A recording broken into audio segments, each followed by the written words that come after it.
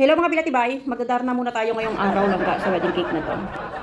Alam niyo naman ako kilalang kilala niyo ako kapag may mga rush order na lalo na mga wedding cake or birthday cake talaga, lalo na sa mga hotel is sinasalo ko talaga yan ga.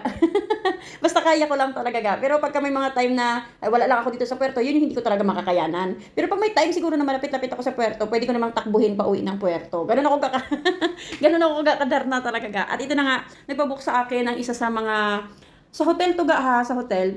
Actually hindi to miscommunication to, supplier nila, tapos sa bride, tapos kay sir. Basta hindi sila nagkaintindihan lang talaga. Ito na nga, pagdating ng araw mismo ng wedding, pinalo up na ata yung cake. Ayun, nagkaalaman na hindi nga naibuka ating baker din. At si Baker naman is sobrang busy niya syempre. Actually nga sinabi sa kanila ni Baker na try nyo kay Baby HMB. Kasi alam niya rin siguro na nag-ano talaga ako, nagra-rush order talaga ako ng mga wedding cakes, ng mga cakes na ganitong mga scenario, di ba? Kasi binablog ko talaga yung mga ganitong pangyayari. At ayun na nga, kumontak sila kay Daddy. Kasi wala ako talagang number. Si Daddy lang talaga yung may number. Kaya siya yung sumasagot sa lahat. Pag may humingi nga sa akin ng number, walang number si Mrs. Kasi hindi talaga ako nagtitext, hindi ako basta makokontak niyo lang talaga ako sa Facebook lang talaga, sa personal account ko, pero sa number, wala akong number sa totoo lang. Makokontak niyo lang talaga si Daddy, tapos yung GCash number, siya yung lahat may hawak ga. Kaya ako, pagka hiningan niyo ako ng number, sorry ga, wala talaga ako maibibigay sa inyo. Then yung time na yon, busy rin kami, gumawa kami ng cake, tapos nag-deliver kami ni Daddy. Pag uwi sa bahay, naglalaro lang ako kasi gusto ko nga syempre mag-relax. Yung Royal Castle ba yan yung nilalaro ko. Then, hanggang sa nakatulog ako sa sala, yung tawag pala si Daddy sa akin. Yung hindi ko na nasagot, sabi ni Pring Pring, ginigising ako ni Pring Pring, si Kuya tumatawag. So sabi ni Daddy nga, may tumawag na hotel, mami, wala silang wedding cake kailangan ngayon. Sabi ko, sige, sabi ko lang yun kasi tulog talaga ako ng mga time na yun ga. Then tuloy pa rin yung tulog ko ga. Yung time na yun, buti na lang umuwi talaga si Daddy, yung parang sabi niya parang kailangan talaga ng wedding cake. Syempre wedding yun ga, no. Then ginising ako ni Daddy, sabi niya, mami, sabi niya gano'n kailangan talaga nila ng wedding cake. Sabi ko, sige, anong wedding cake? Sabi ko gano'n. Sabi niya 3/4 to. Sabi ko, okay, kaya natin yan. Sabi kong gano'n, kasi antok pa nga ako ga. Kasi puyat kami nung gabi. Siyempre, ang dami namin ginagawa. Tapos minsan nag-i-edit pa ako. Kaya minsan alas 2, alauna ako natutulog na. Di ba, mga ganun, mga mga schedule ko eh. Then sabi niya, ito kausapin mo si sir. Sabi ko, i-message mo siya sa Facebook, tapos bigay mo sa akin.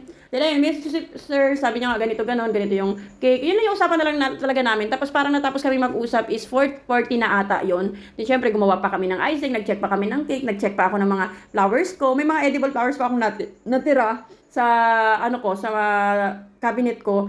Pero nga kulang, kaya tumakbo pa kami sa cupboard.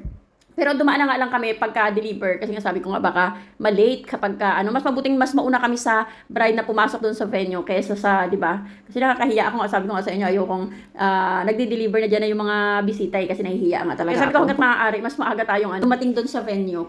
Before 6, 'di ba? Pero syempre ang gamit ko diyan wipit, no? Wipit lang talaga, di ba? Ang kasi sa talaga is fondant. Then sabi ko, hindi ko kakayanin sa loob ng 1 oras or less than 1 hour. Hindi ko kaya fondant ka. Less than 1 hour ka, tapos 3/4, di ba? Medyo mahirap kasi yung preparation ng fondant. Magaganache, magmamasa ng fondant, papakinis, lahat, grabe, ang hirap niyan ga. Kaya sabi ko, tapos hindi kaya sa budget na nila, naka-allotted doon sa budget, sa budget nila sa cake. Then sabi ko nga sa kanya, sir, kaya ko yan icing. Sabi ko, less than 1 hour, kaya ko nang ihatid sa inyo ng 6 PM yung cake ninyo. Then ayun, pumayag si sir, sabi niya, sige, icing na lang, basta may wedding cake, tapos kulay pula, yun nga, yun doon sa sinend ni sir kasi parang pink yun, di ba? Sabi niya kulay pula na lang daw, tapos pula rin daw yung flowers. Una, sabi niya parang green, pero sabi niya nga, pwede bang pula na lang, mas magbabagay ba? Sabi ko, yan na lang sir, as is na lang yung design na sinend niyo po sa akin. Then ayun, nagkasundo na kami. Sabi ko, sir, follow up agad ako kasi nga, 5 na yun, 86 PM, tayo, ilang oras lang yun, mabuti nandiyan si Pring Pring, si Ron. Hindi sila naglagaw ngayon ga, kasi nga, tapos na yung wedding cake, pagtapos na yung mga cake namin talaga ng mga araw na ganito, nag-ano na sila may si Pring Pring magpunta kila mamang, magpunta sa mga kuya niya, sa mall, sila nila Sinshen, yan, nagkapunta na yan sila Rondro naman, doon na yan sa mga pinsan niya minsan, tinili magpaano ganyan, dapupeng yan. Pero nung time na to mabuti na lang talaga is hindi pa sila umuwi kasi kakatapos na rin namin ng mga cakes. At naka-deliver na ako dito mabuti talaga na ang-hilan talaga to yung cake na to Tapos yung sample na yun may border na gold, ayan, brinash ko na lang yung gold natin, di ba, ang ganda ng gold, no, yung premium quality na na luster dust, gamitin nyo ga. Sobrang ganda ka, hindi kayo mahihirapang mag-ano. Tapos lagyan nyo lang ng olive oil. Ang ganda niya ng tingnan. Then ito, edible flowers tomato paste to, kaya medyo magaan. Lagay ko na agad.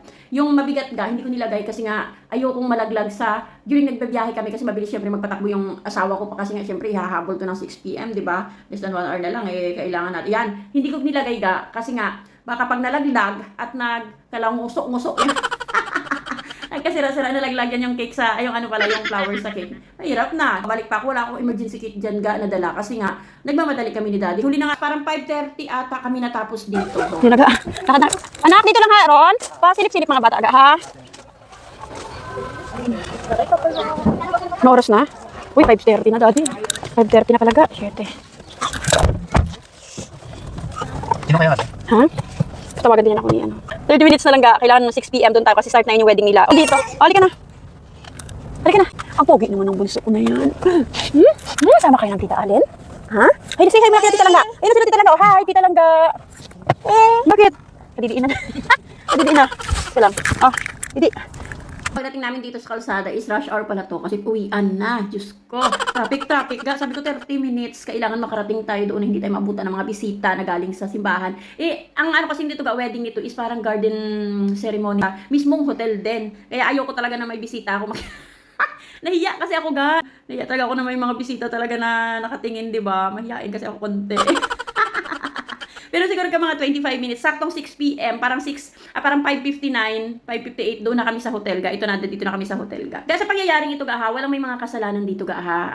Miscommunication lang talaga, may mga ganun talagang pangyayari sa mga event na mga ganito. At alam din to ni Bride na ganito nga. Si Bride kasi rin ata nag-contact doon sa baker, parang hindi rin sila, parang basta ganun nga, parang hindi na i-book, yung parang nag-okay lang, akala na i-book na ganon, yung mga ano nila. Yung mga baker, di ba ga, kailangan talaga ng detailed ganito para ma-i-book natin yung wedding cake. Hindi kasi tayo basta-basta nagagawa lang ng wedding cake, di ba? Ito, touch of rustic. Grabe, sobrang ganda lang ka. Ang ganda-ganda naman ng mga gawan nila. Ang dami talaga magagaling dito ng mga organizer dito sa Palawan, mga stylist. Ang gagaling. Sir Jigs Murado. Siya yung nito ga, stylist ngayon dito ga sa hotel na to. At ito na nga si Daddy, niya na yung kanyang yung cake.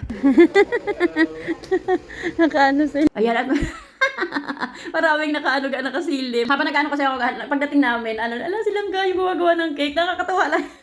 Tawa ko ng tawa kasi bigla sila naglabasan doon sa itim na tela. At ito na yung wedding cake nila, simple lang at sana nabigyan ko ng hustisya at di ba at na-solve natin yung kanilang kulang sa wedding cake. Ito nga nadaanan ko yung party malos kay Madam Sally, Madam Al. At ito nga nadaanan ko yung espresso ba to? Ayun, may kape sila. Ang ganda, ang mura ng package nila dito ga ha. Silang ga, hindi ko nakalimutan ko yung pangalan niya kasi. Pero siya yung may-ari ng espresso, yan. Nagpa-picture siya. Then, tawag dito, may mga chocolate siya, may mga kape. Kung hindi ka umiinom ng kape kagaya sa akin, chocolate yung binigay. Ay, sexy siya dito, ga. Hindi ako papatalo. Go, sexy niya, go. Pakita. Ang sexy niya, go. Kita yung legs niya, ikaw. Anong gano'n? Makikita ga. Ang galing ga kasi mura yung mga packages nila dito ga. Parang 399 may kape ka na, may ganito ka na gaom, parang melty ka na. Imagine 'di ba? Sobrang mura. Pwede niyo siyang i-contact Espresso. Pero parang meron yan silang meron yan silang Facebook account. Contact niyo lang sila kung gusto niyo may mga ganito sa wedding event niyo ga. Ang galing, ang social talaga ng mga na mga wedding nila, may pa sila yung cookies ga. Ang masaya game na to, kapag nag-download din lang ga, meron siyang 7 pesos agad pampuhunan mo. Sa paglalaro ka lang ga, kaya alam nyo kung paano nyo kontrolin yung sarili niyo kasi nakaka-addict talaga yung ganito mga laro lang ga. Ilalagay nyo lang yung cellphone number nyo at syempre yung inyong password, verification code, yung doon isisend doon sa number niyo. Pwede na tayo maglaro. Ayan na po. At syempre may free draw sila. Pindutin lang natin ha.